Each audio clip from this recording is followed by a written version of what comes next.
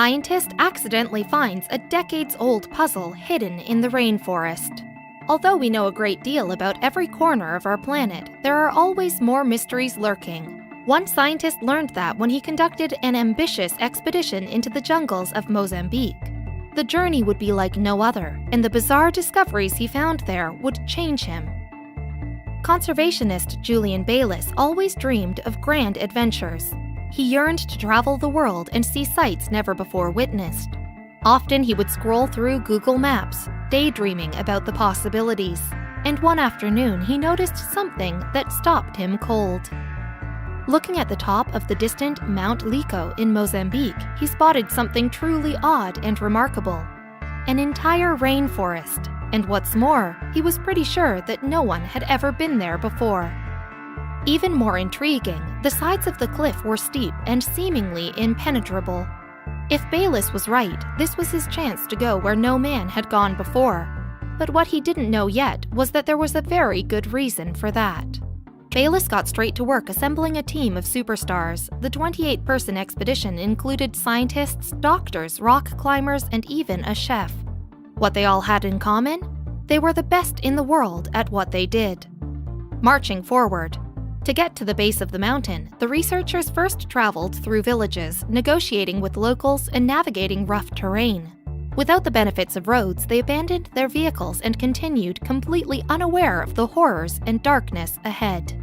After finally reaching the base, they found that the mountain was so tall they couldn't even see the top. Standing at over 400 feet, Mount Liko is taller than 2 leaning towers of Pisa combined.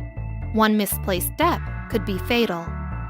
For Jules Lines, the most accomplished free soloist rock climber in the world, the trip to the top took only 11 minutes. For the less experienced, the journey took 2 hours.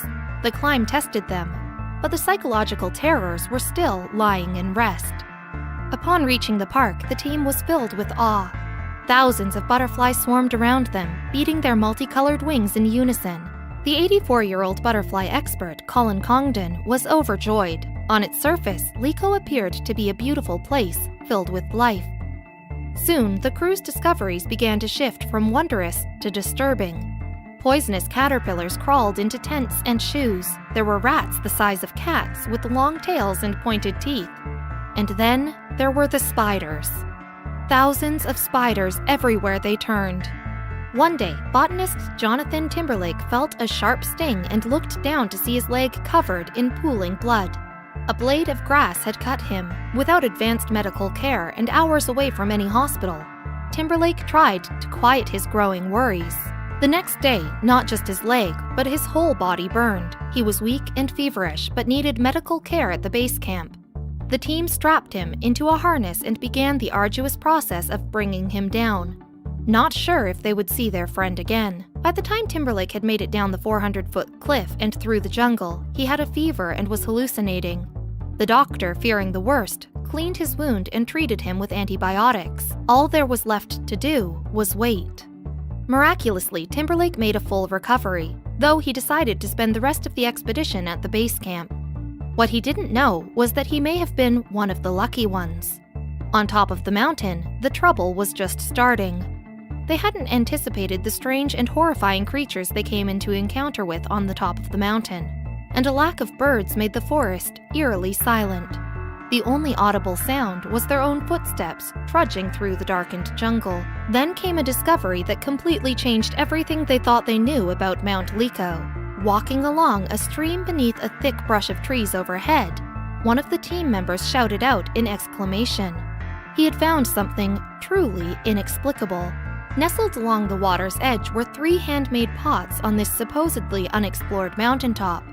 Bayliss felt a cold chill go down his spine. As a scientist, he was usually ready for the unexpected, but he could feel something sinister lurking beneath the surface. The team got to work solving the mystery. Some of them guessed the pots had been used for religious ceremonies that beckoned the rain during a dry year.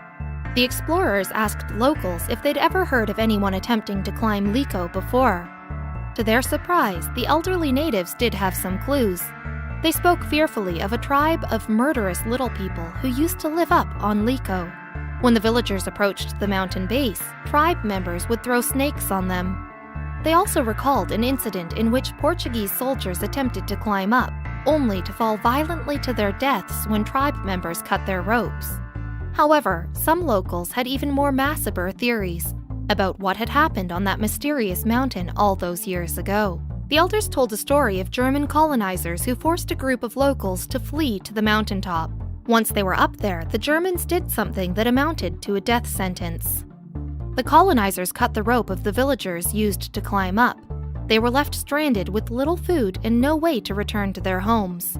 They were cursed to wait out the rest of their lives, starving, huddled in a cold, dark forest. Bayless and his team shuddered. They had gone to the mountain to experience the beauty and take in the wonder that nature had to offer. Little did they know this supposedly untouched oasis was actually tainted by a tale of horror and human aggression. But they kept forward with their research.